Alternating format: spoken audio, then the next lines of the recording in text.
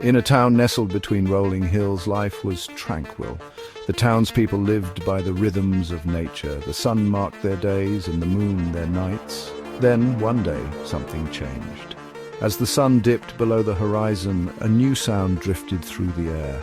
It was the sound of a bell, clear and melodious, echoing through the twilight. The sound was haunting and beautiful. It was unlike anything the townspeople had heard before.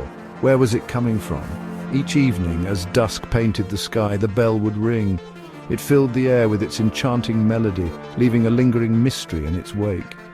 The townspeople had always known their surroundings like the back of their hands. Now this mysterious sound hinted at a secret hidden within their familiar world.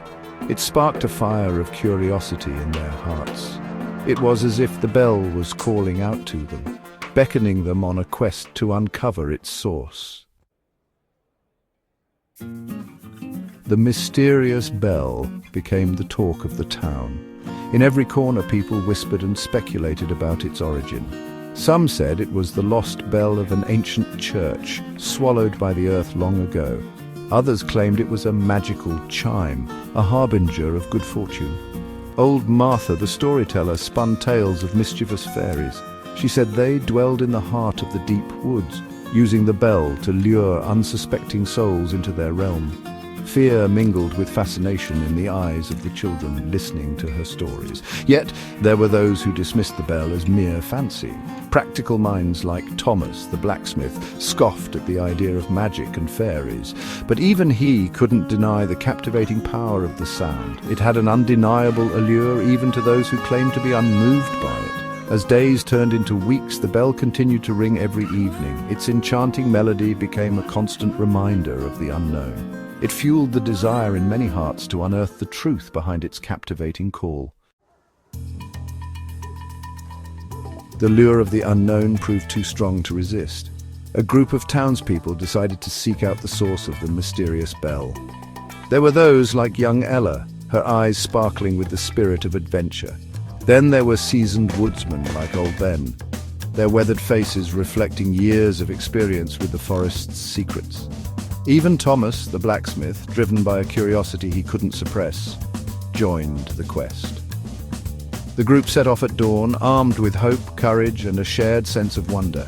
They ventured into the woods, their footsteps a determined beat against the symphony of the forest. The initial excitement of the journey buzzed through the group.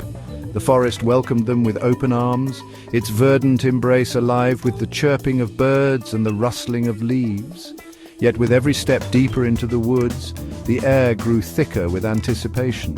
The familiar world outside seemed to fade away, replaced by an atmosphere of mystery and the unknown.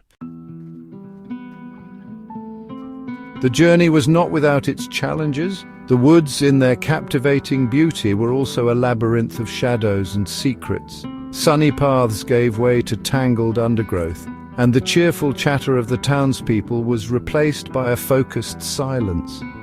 They navigated through dense thickets, their clothes snagged by thorns, their faces damp with perspiration. They crossed gurgling streams, their laughter echoing through the silent woods as they helped each other across slippery stones. Days turned into nights. The weary travelers found solace under the star-dusted sky. They shared stories and songs, their voices a comforting melody against the backdrop of the nocturnal symphony of the woods. Each day brought them closer to the heart of the forest, and they hoped closer to the source of the enchanting sound that had set them on this journey. Section 5. The Baker and the Blacksmith. As the journey wore on, the true mettle of the travelers was tested. Old rivalries and prejudices, buried under the routine of daily life, began to resurface. Thomas, the blacksmith, known for his practicality, often clashed with Jacob, the baker, a dreamer who saw magic in the mundane. "It's just a sound, a trick of the wind," Thomas would scoff, his voice gruff with disbelief.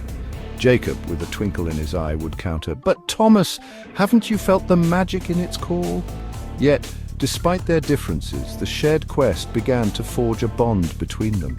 When Thomas stumbled and injured his leg, it was Jacob who rushed to his aid.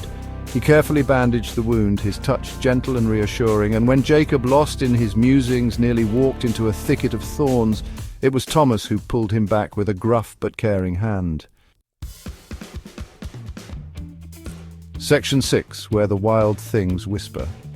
The forest, too, seemed to test their resolve. The path grew more treacherous, the air thick with an eerie silence. They encountered creatures of the night, their eyes gleaming in the darkness. They heard whispers on the wind, voices that seemed to taunt and mislead them.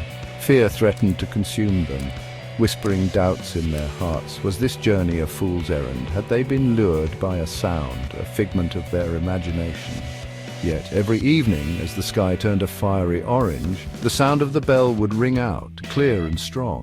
It was a beacon of hope, a reminder of why they had embarked on this journey. With renewed determination, they would push forward, their footsteps echoing their unwavering spirit. Section 7. Shadows of Doubt, Seeds of Unity. The deeper they ventured into the forest, the more the external challenges mirrored their internal conflicts. Doubts and fears, like unseen thorns, threatened to entangle their thoughts. The once strong camaraderie began to fray at the edges, strained by fatigue and uncertainty. One evening, after a particularly harrowing encounter with a wild boar, despair threatened to engulf them. They huddled around the flickering campfire, the silence punctuated by the crackling of burning wood. It was old Ben, his eyes reflecting the wisdom of years spent under both starlit and stormy skies, who broke the silence. He spoke of the importance of unity, of how their differences, like different colored threads, could weave a stronger tapestry. His words were like a soothing balm on their frayed nerves. They listened, their hearts slowly opening up, realizing the truth in his words. Their shared journey, despite its hardships, had begun to chip away at their prejudices, revealing the shared humanity beneath.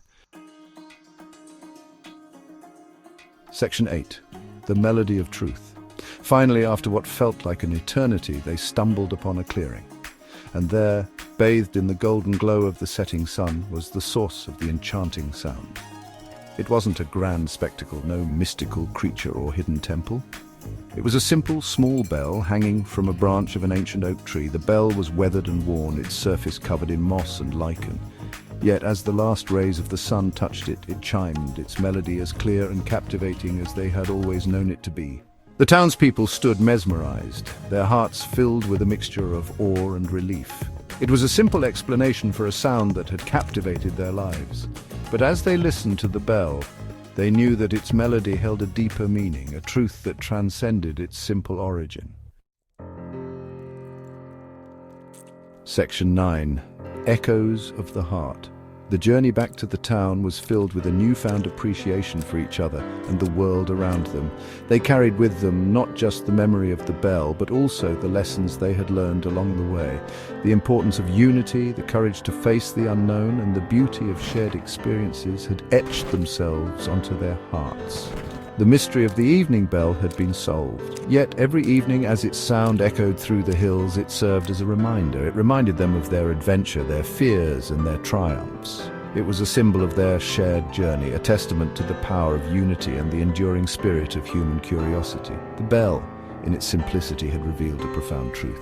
Sometimes the most enchanting mysteries lead us not to a magical destination, but back to ourselves and to the realization that the most extraordinary journeys are best shared.